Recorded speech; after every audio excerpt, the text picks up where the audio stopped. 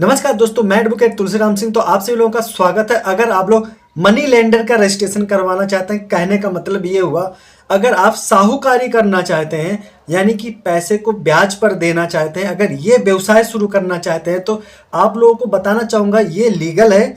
और इसको लीगल तरीके से करने के लिए आपको अपना रजिस्ट्रेशन करवाना पड़ता है। तो रजिस्ट्रेशन करवाने के लिए कौन कौन से डॉक्यूमेंट रिक्वायरमेंट होंगे उनके बारे में बात करेंगे। आप लोगों को बताना चाहूँगा, इससे पहले मैं कई सारी ऐसे वीडियो बना चुका हूँ जिसमें जो साहूकारी के रजिस्ट्रेशन का प्रोसेस होता है वो सारी चीज़ें मैं समझा चुका हूँ। अब आज इस वीडियो में हम ये बताएंगे कि इस रजिस्ट्रेशन में यानी साहूकारी का जो रजिस्ट्रेशन करवाएंगे तो उसमें किस किस डॉक्यूमेंट की रिक्वायरमेंट होगी। तो वीडियो के लास्ट तक बने रहेगा, क्योंकि मेरे पास जो डॉक्यूमेंट रिक्वायरमेंट की जो फॉर्म है मेरे सामने टेबल पर पड़ा हुआ है। तो सारा एक बाय एक करके समझाऊंगा और पढ़ के आप लोगों को सुनाऊंगा। और हो सके तो आप लोग कॉपी और पेन रख लीजिए और नोट करते जाइए कौन कौन सा डॉक्यूमेंट की जरूरत पड़ेगी। अगर इन सभी डॉक्यूमेंट को आप इकट्ठा कर लेते हैं तो उसके बाद में करना क्या होगा, आप तहसील में जाएंगे, तहसीलदार से मिलेंगे और वहां पर फॉर्म लेते हैं और अपना इनरोलमेंट करवा सकते हैं। तो शुरू करते हैं वीडियो। सबसे पहले आपका एक एप्लीकेशन फॉर्म होना चाहिए। वो एप्लीकेशन फॉर्म आपको तहसील से मिलेगा।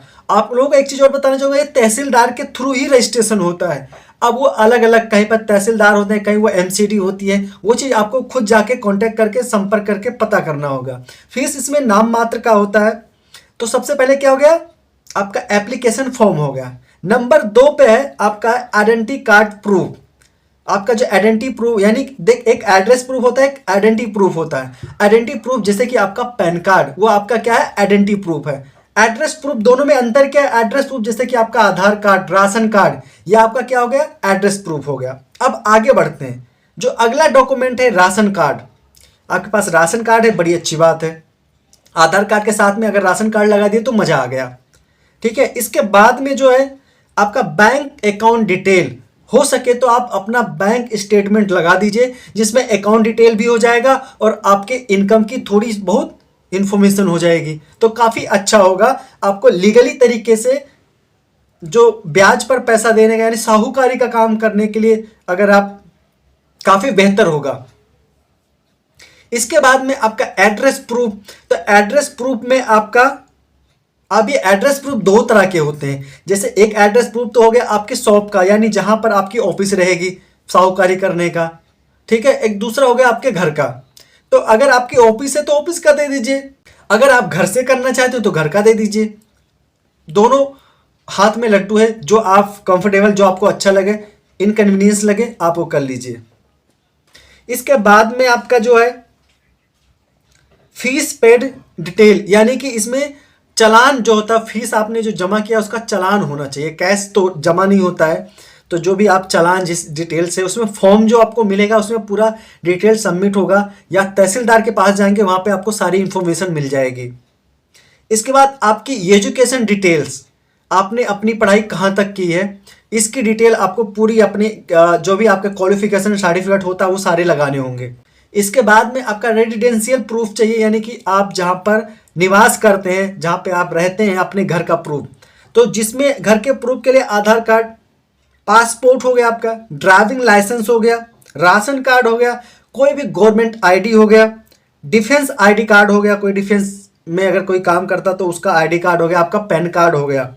ये सारे अगर आपके पास है तो मतलब इसमें से सारी जरूरत नहीं होती, कुछ इंपॉर्टेंट होते हैं वो आपको चाहिए होगा। अगर आपके पास सारे हैं तो बड़ी अच्छी बात है। इसके बाद हम आगे बढ़ते हैं। इसके बाद जो आपका प्रूफ है एज प्रूफ। तो एज प्रूफ के लिए 2 डॉक्यूमेंट सबसे इंपॉर्टेंट माना गया है, सबसे महत्वपूर्ण माना गया है। नंबर 1 आपका बर्थ सर्टिफिकेट और नंबर 2 आपकी हाई स्कूल की मार्कशीट।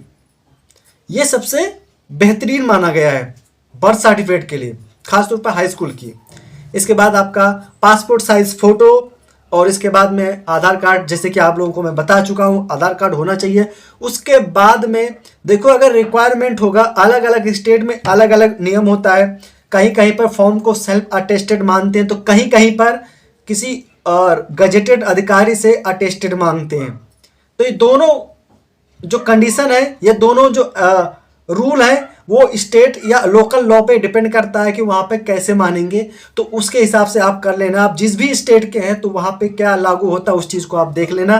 उसके बाद में जब ये सारी चीज़ें आपके पास रेडी हो जाती है, आप एक बार दोबारा रिपीट करना चाहूँगा, आप तहसील में जाएंगे, तहसीलदार से मिलेंगे और वहाँ पे जो फोटोकॉपी वाले होते हैं ना, उनके पास फॉर्म पड़ा होता है, वहाँ से आप फॉर्म लीजिए, फॉर्म को फिलअप कीजिए, जो भी डॉक्यूमेंट रिक्वायरमेंट है सारे डॉक्यूमेंट पूरा करके ले जाइए। लिस्ट तो आप लोगों ने बना लिया होगा।